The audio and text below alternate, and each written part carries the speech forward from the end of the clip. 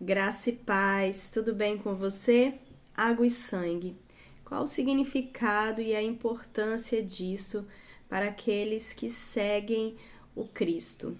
E sobre essa meditação, nós vamos falar um pouco sobre João e o que nos traz de importante sobre esses dois pontos, água e sangue.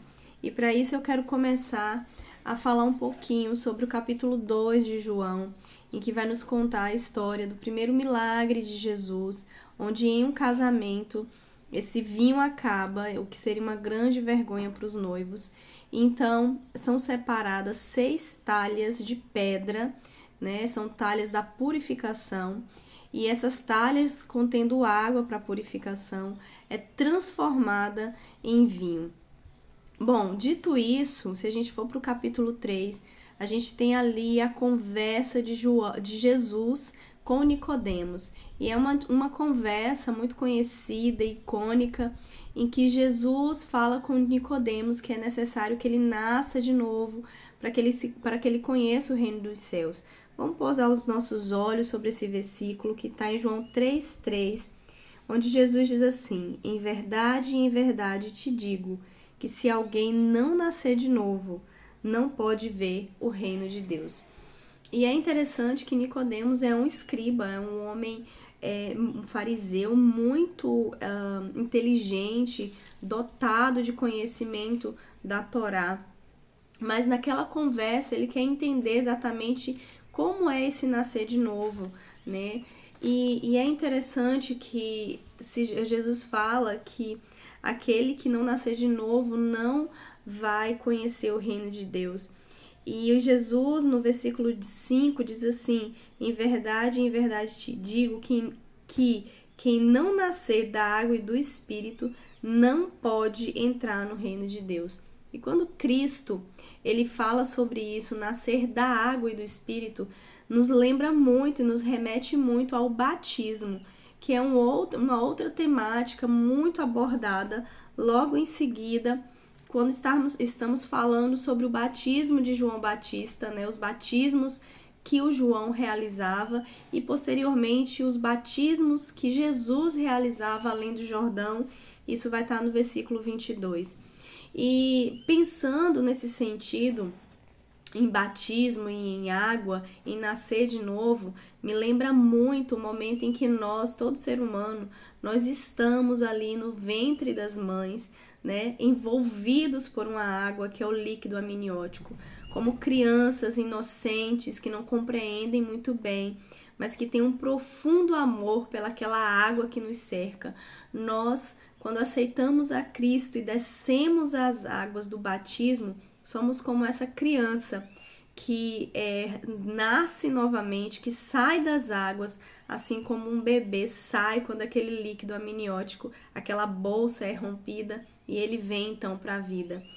E nesse sentido, quando eu estou falando de água, falando da água que foi transformada em sangue em um casamento, meu coração não deixa de pensar naquele Cristo, no Senhor, que estava na cruz.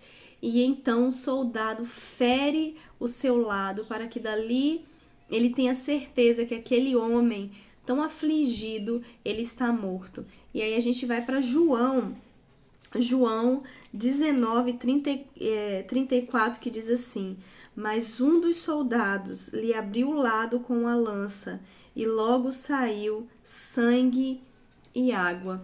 Observe, me é muito forte entender isso, que Jesus ele celebra um casamento e naquele primeiro milagre ele transforma a água da purificação em vinho, que é festa, que é alegria.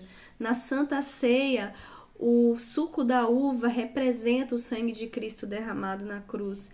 E naquele momento em que o nosso Senhor, o nosso amado, ele é transpassado e dele flui água e sangue, nos faz entender que aqueles que são inseridos, né, aqueles que entram no Cristo, eles são purificados por meio da água e redimidos a partir do sangue de Cristo.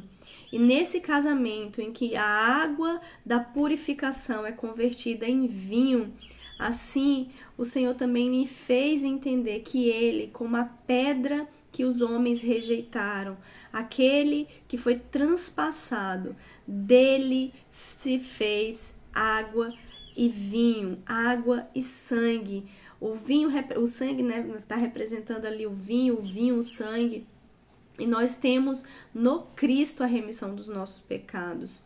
Então, é muito importante entendermos o significado dessa água, porque só de Cristo brota a água de vida eterna e só no sangue de Cristo nós somos justificados.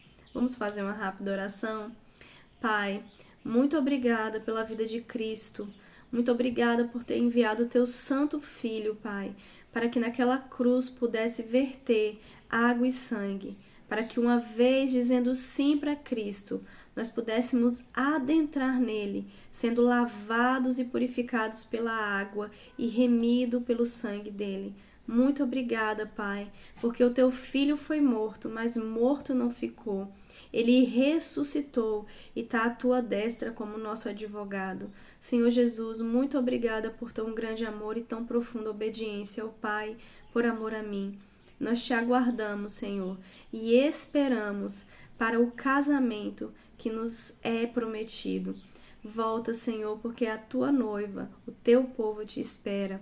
E nós queremos te dizer que descemos as águas confiantes, que lavados e remidos no teu sangue, experimentaremos uma vida que é incomparável, que é estar em Cristo, nosso Senhor.